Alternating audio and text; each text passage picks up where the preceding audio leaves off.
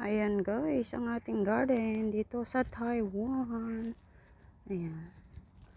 Ang aking mga papaya, lemon, may gabi, may green onion. Ayan guys. Ayan ang aking mga papaya. Tapos ang aking mga bonsai na malalaki dito sa side. May avocado tayo guys. Atis, eggplant, talong. Ayan guys. Ang kabuuan ng aking garden dito sa Taiwan. Ayan, ganyan siya kalawak guys. Sari-sari ang aking tanim. Mula dyan sa side na yan. Papunta doon.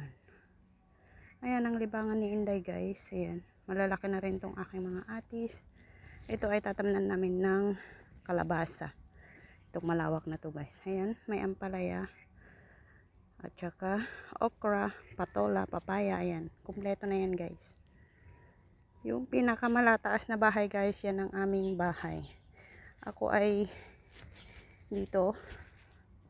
Ayan yung aming bodega na bagong gawa. Ayan guys.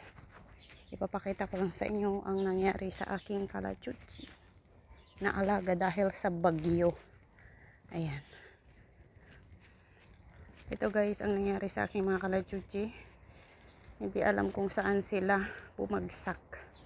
Ayan. Ganyan na tsura niya ngayon guys ang aking kalachuchi. Kaya ayusin ko na lang siya guys para makapagpasibol siya ng panibagong sanga.